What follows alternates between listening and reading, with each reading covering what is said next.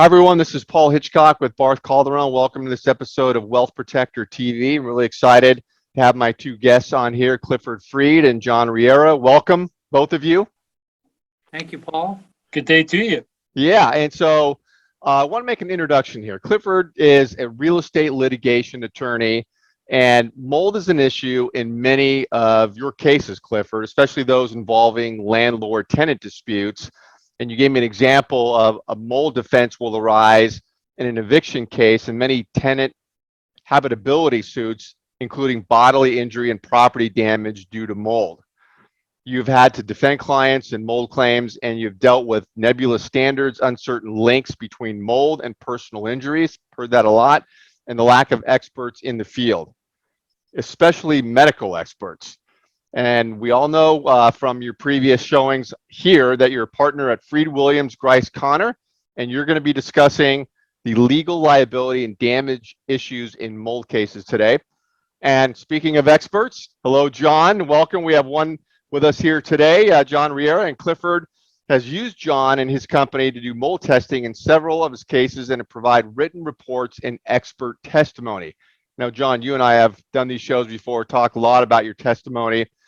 John is the founding partner at American Air Testing, which has been providing environmental testing since 2001. And John, you hold various degrees and recognitions relating to asbestos, lead, and mold, and have over 5,500 environmental investigations under your belt. Welcome, John. Well, thank you for the great introduction. Yeah, and you seem too young, John, to have that many investigations under your belt. What's going on with that? Well, you fake it until you make it. You know, thank God I have the hair still, but it sure is turning white. Absolutely. Well, thank you both for being here. And what we want to start out with, Clifford, is what is mold and why do lawyers pay attention to mold? Well, there was a time when I didn't pay attention to mold and I started losing my hair. So I have the opposite problem of John. So mold is a fungus and it's everywhere. It's indoors, it's outdoors, it's probably on our skin. And every breath you and I take contains mold spores of some kind.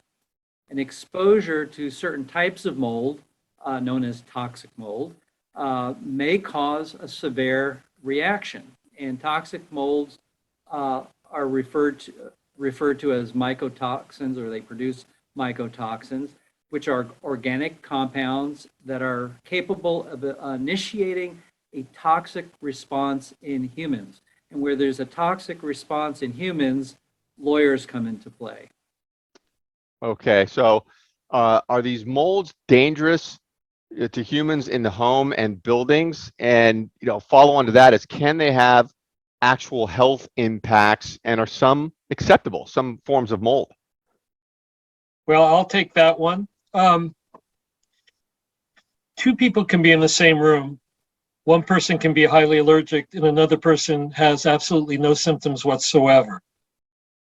It's dose duration and interval of response. Some people can be highly allergic and other people may have no symptoms whatsoever. So it's one of those things that you can't just say if anybody is exposed to any level of mold that they're going to get some type of an illness. It affects, children with smaller immune systems far more than the average adult. But as the adult gets past the age of 65, there's usually more, underlying conditions that mold could affect that person. I once had a mold exposure to where I got an ear infection. And it's been a long time, but I was able to get treatment. But again, I'm trained for chemical and germ warfare. So my bad for not wearing PPE that day, personal protective equipment. Yep. But yes, it can affect people. But, mold is everywhere. And whether or not it's going to affect person adversely, again, it depends on how long they've been exposed to the mold and, whether or not they're even exhibiting any symptoms whatsoever. Got it. Interesting. And Clifford, are there legal standards for what is normal mold in a building? Not many. So there is a health and safety code, California Health and Safety Code section 17920.3, which is a statute that lists conditions in a building that could endanger health and safety and could be deemed a substandard building. Including in that statute is visible mold growth as determined by a health officer or code enforcement officer, but it excludes mold that is minor and found on surfaces that can accumulate moisture as part of their properly functioning and intended use. So this would include sinks, showers, and possibly surrounding floors. Those are exempt if there's visible mold growth in those areas. This is the only statutory standard that we have to go by. And building inspectors have a lot of discretion when they see visible mold growth. Whether they see something in a shower, they usually call the owner on that or the landlord and they say that's something you've got to take care of. Yet the statute has this exception for moisture that can accumulate in places like showers and sinks. And then the question comes up, what if the mold is on the floor? Is the floor a place that's intended to collect water? Maybe in a bathroom, maybe in a kitchen. So we don't have a lot to go on, but we do see code enforcement officers citing owners on a pretty regular basis when they see any kind of fungus or mildew or even mold. John, could a health or code enforcement officer determine that there is mold in this photo? I know, Clifford, you're going to show a photo now. Does this constitute a substandard building? And let's take a second here and check this photo out. I think we can see that now. There it is. Yeah. What's the diagnosis here? I wouldn't want to sleep in that room. So that's straight up. It looks pretty bad. That's my daughter's bedroom, by the way. Well, I'm glad that her bed has left. Yeah. It almost looks like a fire to me, where I come into a lot of fire projects also after the fire department's been there and has wetted everything down, and no moisture, no elevated humidity, no mold growth. Well, this truly looks like, a bad situation here. You could line up 5 different inspectors and probably get 5 different opinions on whether or not this is good or bad. But I think 90% of everybody would say this looks to be pretty bad. Well, are there established standards of acceptable or normal indoor mold levels as you're kind of talking about a scenario like this or others? Sure. The nationally recognized standard today in the United States is inside levels, if you're taking an air sample, needs to be comparable to or less than an outside baseline sample. If they're approximately the same and you're looking at both the individual spore counts and the total spore counts, and I don't have a lab to show you, but I'm looking at both of those to come up with the interpretation on whether or not additional work needs to be done. It also establishes the criteria for the remediation contractor to come in to know, how bad of a situation that person, that company is getting into, and it gives them some type of a threshold to look at that they know, wow, the levels are in the tens of thousands. We're going to have to do a lot of work here, as opposed to if the levels were in the, hundreds or at best thousands, there may not be that much damage. So that's pretty much what the nationally recognized standard is for mold. So okay. I have a question about that, if I could follow up. John, how often do you see indoor mold samples being higher the spore counts being higher than outside of a building?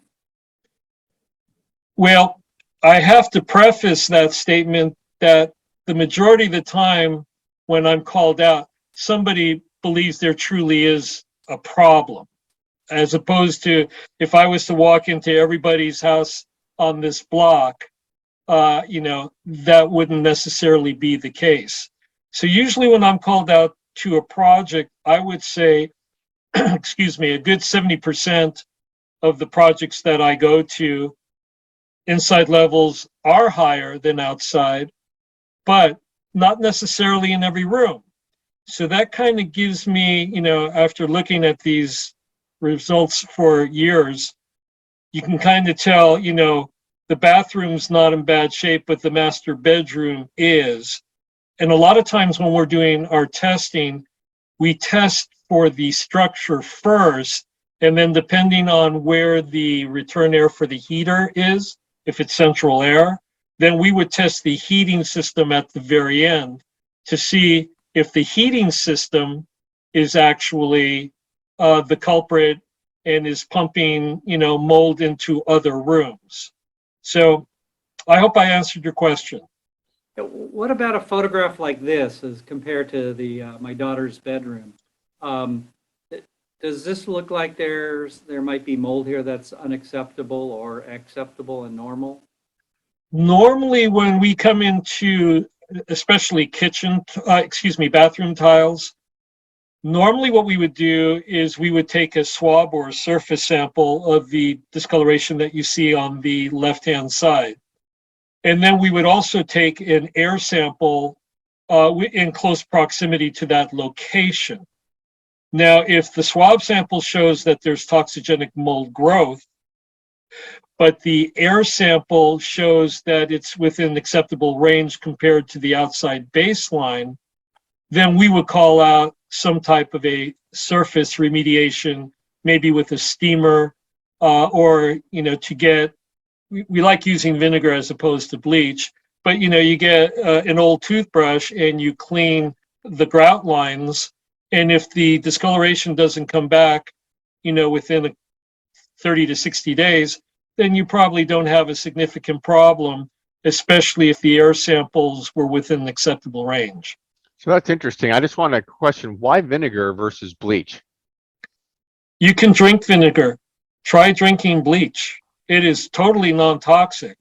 And I'm talking white vinegar. And it's a beautiful cleaning agent, but you have to, I'm going to preface that you want to try it on a surface first to make sure that it doesn't leave a stain. Now with tile, that's not going to be a problem. But if you have something like wallpaper on a wall that is showing some discoloration, but it's just little spots, then you might want to, just try to clean it off. But yes, vinegar, I'm going to have it on my salad tonight. And with regards to that last photograph, don't forget that that's tile, probably in a bathroom, which is designed to accumulate moisture as part of its functioning and intended use. So that might not be actionable if, let's say, a tenant finds that kind of mold or mildew accumulation in the shower. That's why we would do both types of sampling, because then I can prove with science exactly, are we tearing out the tile walls, or are we just cleaning it and monitoring it for 30 to 60 days? Yeah. What about mycotoxins? This has come up before. What are the dangers of mycotoxins? What are they? Well, the mycotoxins is what the mold produces in the air. The thing is, you can do mycotoxin testing. The problem is molds usually don't produce mycotoxins 24/7. So if you don't hit the test when they're producing, which there's no way of knowing, my solution is, if there's toxigenic mold in the air, you open up the walls, you get rid of it, you do the cleaning. I come back with the stud bays visible to me, test again. If the levels are significantly lower and within the criterion of inside levels comparable to or less than out, then it's taken care of. But just to go a step further, part of our inspection is going on the outside of the building if this is an interior perimeter wall, and we're looking for the potential for structural defects related to moisture intrusion. We've been in a drought for a long time, and when we do have rain, my phone blows up because people are experiencing the odor, or they're seeing a leak for the first time, or whatever. So the whole thing is that moisture is the catalyst. Right. Plain and simple. Clifford, I want to ask you this. Obviously, you're not a medical doctor, but what is your opinion about if there's any linkage between toxic mold and unique or rare health concerns? I know, John, you may jump in too, but Clifford, how would you answer that? Well, I'm continuously looking for studies, reports, or articles that show rare health conditions that result from exposures to these mycotoxins or dangerous molds. And there's really insufficient evidence to link indoor exposure to these molds with rare bodily injuries. Instead, there are findings that show mold exposure can lead to common health concerns. For example, hay fever, allergic type reactions, or individuals with chronic respiratory diseases such as asthma, they could experience some difficulties breathing. And then, of course, individuals with immune suppression conditions that may be at increased risk for infections. But other than those common symptoms, I'm still looking for evidence. That's not to say that an expert, a doctor, wouldn't come to court and say that a certain mold caused a certain bodily injury to a plaintiff. But those reports that establish that link, and those doctors who are willing to come to court and testify in that way, they're all pretty rare. Okay. And John, what medical clinicians are qualified to diagnose and treat these health conditions? Well, let me start by saying that Western medicine doesn't always believe that environment is a causality for problems that their patients may have.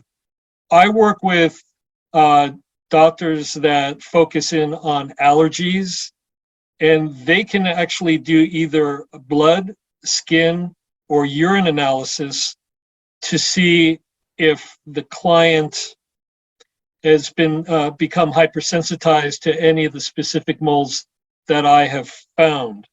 But I've also, just in the legal cases that I've been involved with, without a lot of testing, and there are certain tests that I can do to speciate the mold so that it can actually, when I normally do mold sampling for air, it's the genera, but you can speciate the genera, so you can boil it down to Aspergillus is the genera, but the species could be Aspergillus niger, Aspergillus fumigatus. And with that type, it's an additional test, but it's done at the same time. That's something that when I'm working with doctors and they're trying to find out what actually is affecting their patient, I would do an additional, it's called viable sampling, along with non-viable sampling. Non-viable sampling tests for both dead and live spores, and they both have the propensity, as Clifford said, to give you upper respiratory discomfort in many cases. Interesting. And is there a degree of certainty that you can determine the factors that lead to indoor mold?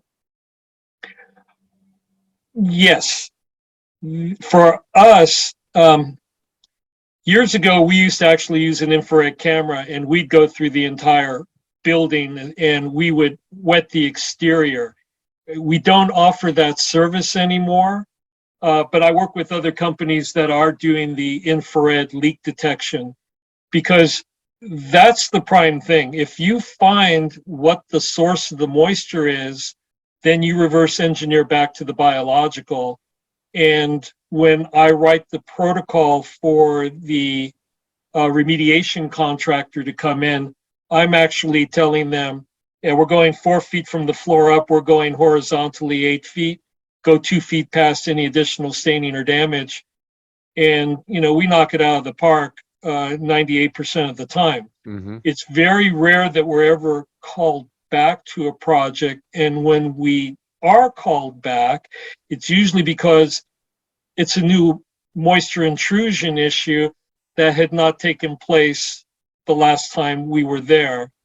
The only other thing, especially with tenants, and we like to call them lifestyle issues, the previous tenant could have been, very clean, and the next person that gets in there, there's stuff floor to ceiling, and you can barely walk through the place. Right. So there's so many factors, but I'm trying to give you the most generic answer I can give.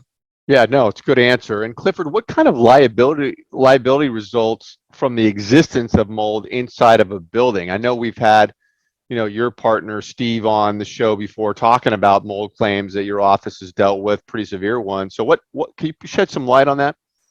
Yeah, well, going backwards to something John said before, there are doctors who can test for allergies to certain molds, but that's not going to establish that the tenant developed these allergies because of an indoor condition. It could be something that was occurring in the park that they walk their dog through on a daily basis.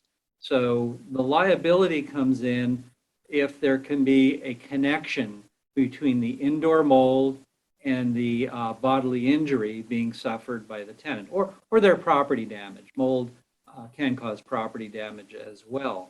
And that's the tough link. In order to have liability, some experts can have to come into court and say that because of this condition, this tenant got sick.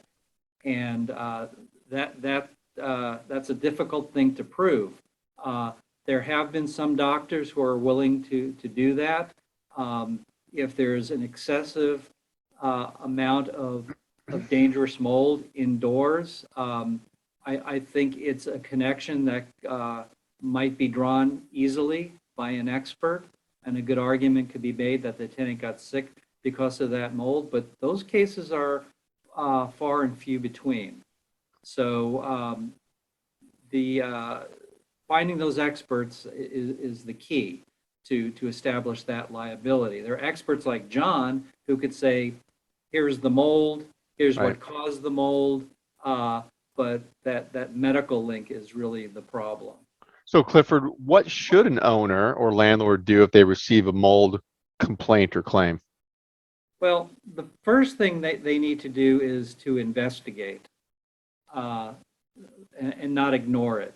Show some concern for the mold because people's health could be in danger.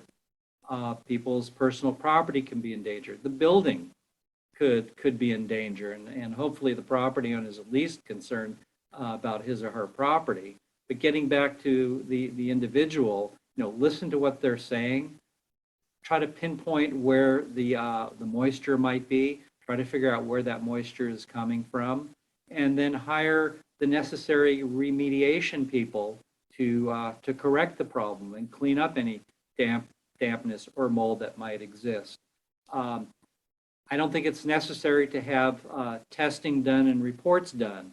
I know John might not like that answer, but I think the more important thing is addressing the problem and clearing it up, cleaning up the mold that might exist. What about insurance? Does insurance cover damages arising from mold? Well, sometimes it Yeah. depends on the insurance policy. And I think landlords and owners need to look at their policies if there is a potential claim of mold.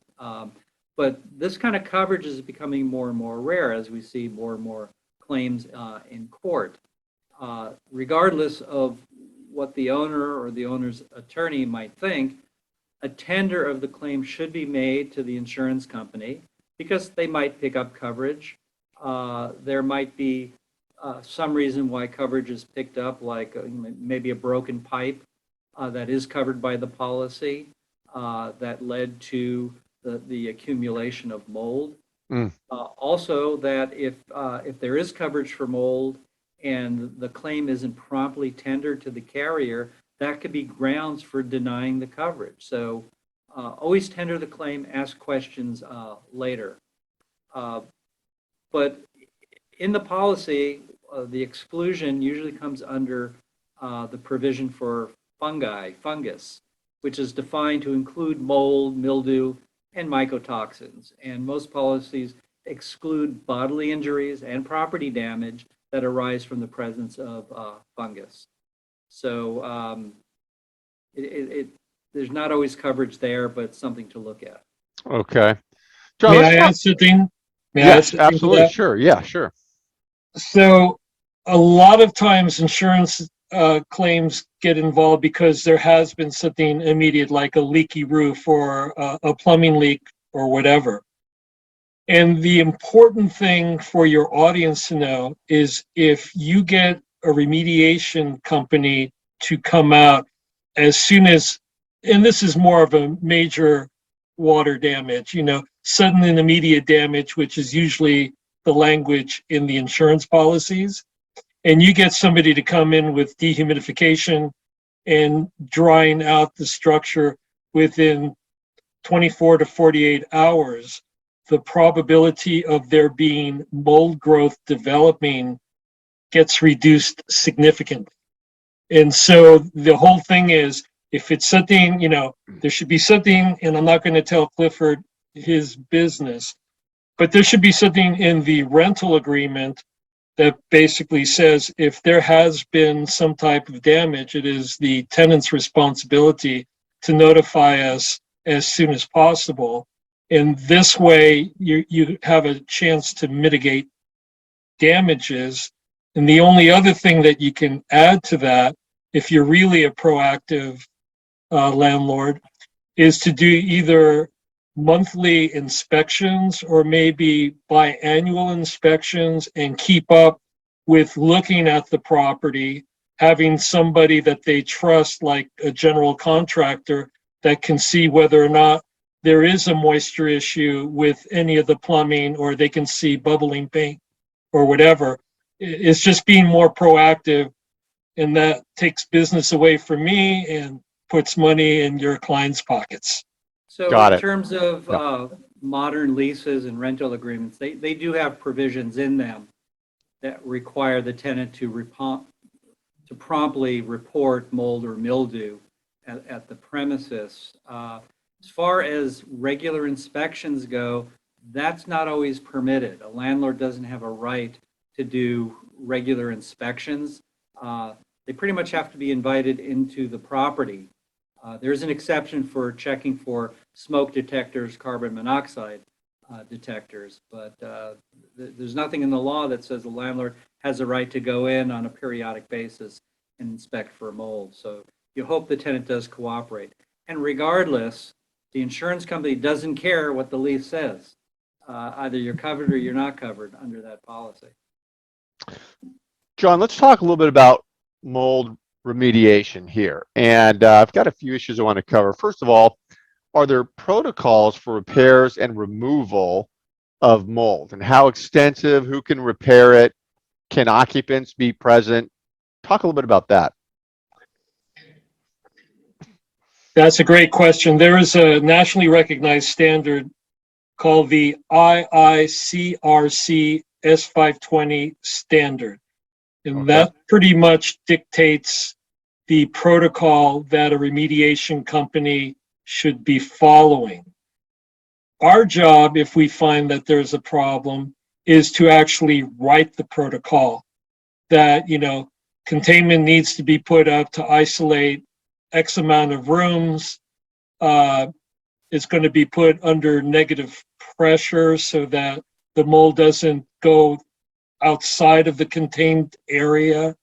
and then we'll actually call out where to remove, what to remove. A lot of times we'll see mold on one wall, but depending on how the leak or the water intrusion took place, we'll actually call out and go ahead and remove the baseboards on the other 3 walls, because water travels down and spreads out, and you can't always see what's behind the baseboard. So yes, when we write our protocol, we're pretty much following the S520 standard. And the majority of the remediation companies, well, all of them that I work with, all know that standard very well. Okay. Okay. And can occupants be there when this is going on? The answer is sometimes. The big problem is if they have small children, they get to be really curious and they can knock down the containment. Oh, If right. it's just sitting, in a bonus room downstairs or whatever, yes, they can remain in the building. But once you start running one of those industrial HEPA air purification machines, it's like a jet airplane in there. So, the ability to be able to sleep with that noise, and you can't shut them off. Once they're on, they stay on until it's time to do the mold verification or the clearance testing. So the answer is sometimes, but most of the time, it's usually too noisy, or the risk, especially if there's younger children, to be curious to go inside the containment or pull down the containment. It just depends. Right. But it's Well, possible. actually, Paul, that's a great question, because in just cause for eviction jurisdictions, it's not always easy to get in there, have the tenant vacate for a period of time to do this remediation. So if an owner finds himself in a situation where they temporarily need to recover possession, talk to a local eviction attorney who's familiar with the just cause ordinance. Okay. All right. Well, I've got a few more questions here. These are for both of you. Either one of you can jump in here. How can a mold professional help an attorney working on a mold claim? What does that integration look like? Well, if I could just start by saying I use mold experts or consultants in 2 different ways. One is before I ever disclose an expert witness in litigation, I hire a mold professional as a consultant to advise me on whether mold does exist, what the spore count is, how dangerous it is, and how to remediate any damage that might exist. I use a consultant for those purposes. And then if we get close to trial, I would designate that kind of a person as an expert witness to give opinions at trial, and before then at deposition. So that's how I use mold professionals. There's also the medical professional that I might want to use to prove or disprove the nexus between the indoor mold and the injury being claimed. When do you retain the consultant or expert? Is the timing important of that? Well, yeah, with regard to the expert, it's all statutory. A certain number of days before the trial, each side has a right to demand that the other side disclose their expert witnesses, and that's when the depositions take place. That's like just a couple of months before the trial. But even before then, when the claim first comes in, as if I'm a defense attorney, what I'm doing is, and that's what I usually do, full disclosure there, I would hire a consultant to start telling me, well, how bad is it? Does it really exist? And what should we be doing? So at the outset, as soon as I get the client saying that an occupant is making a claim about mold, that's when I hire the mold consultant. Okay. And what And about if the cost? I, Oh, yeah, if I, go ahead. I'm sorry, and if I may interject, I have been also hired in that capacity to look at, what was the certification of the people doing the inspection previous.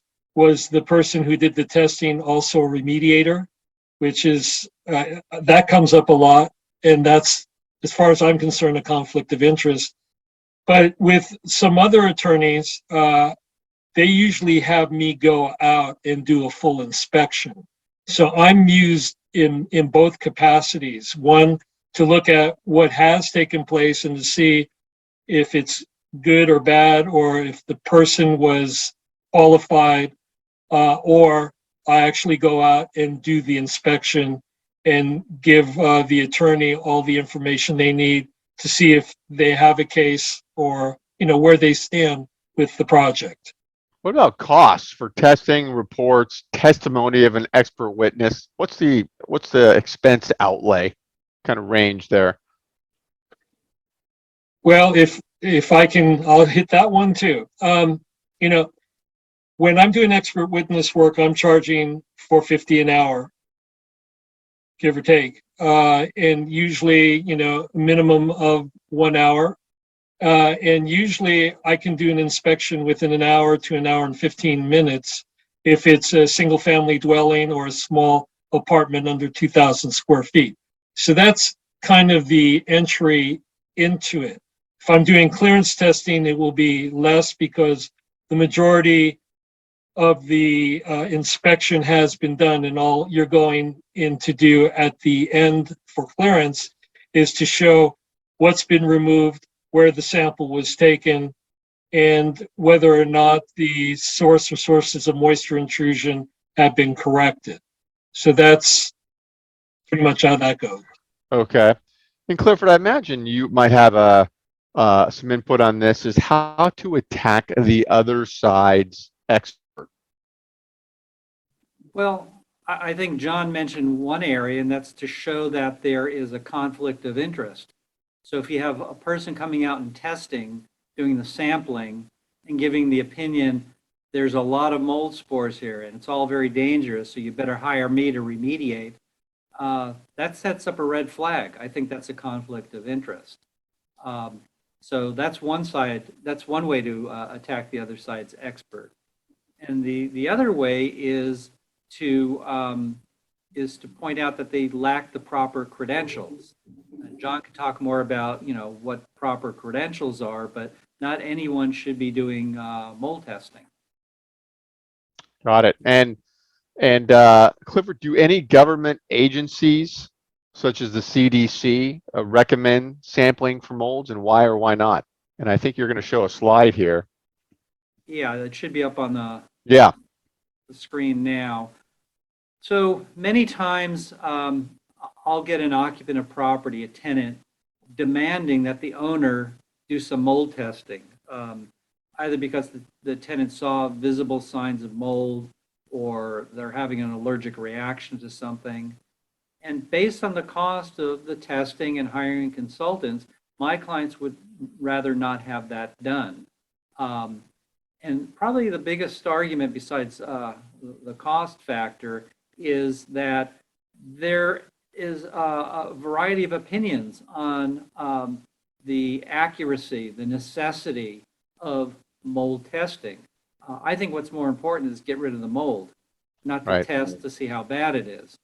And so I found information from the CDC that says that they don't recommend mold testing, and that, as I do, the thing is to remove the mold to prevent future growth of that mold and possibly injury.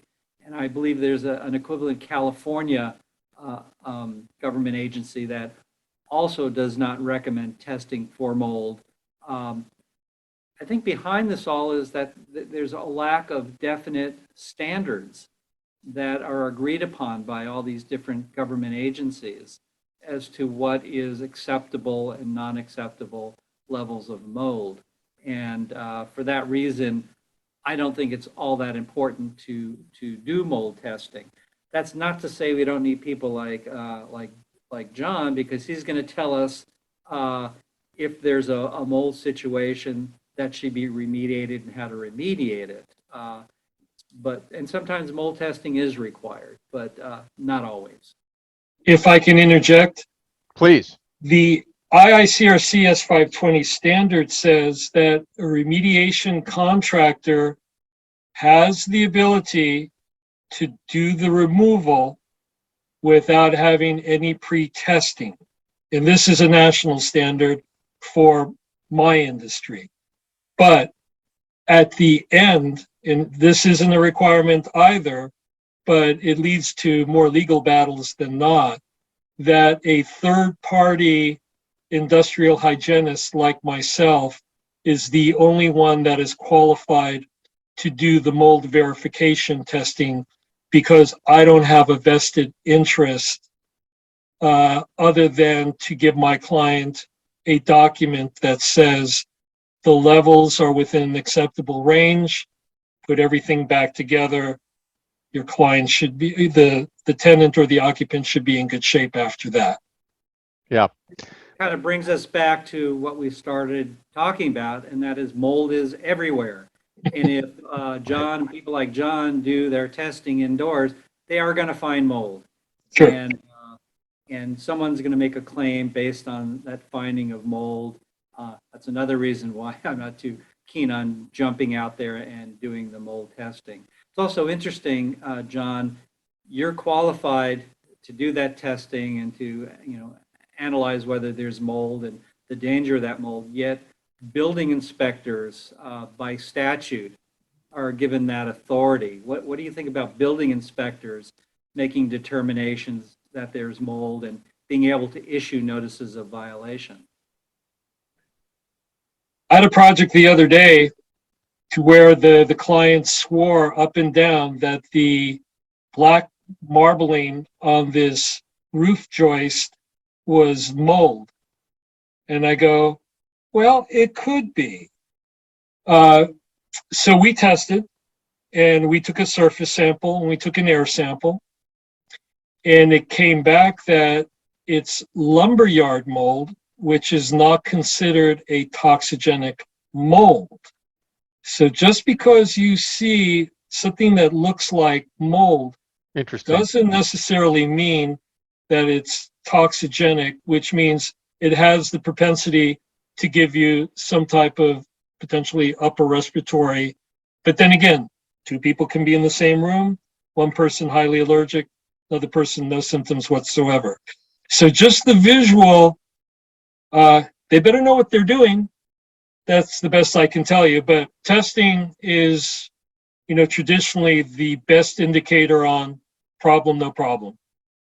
Got it. Well, John, Clifford, eye-opening information, really interesting stuff here. And for those of you watching, if you'd like to get in touch with either of these gentlemen, depending on where you're watching it, it could be contact information is now on the screen, but you'll also see it around the video up or down below here, because we'll be streaming this everywhere on YouTube, LinkedIn, Facebook, and in other areas. But love having both of you on here. Let's do it again. Thank you so much. Thank you, Paul. Okay. We'll see you next time. Thanks, everybody.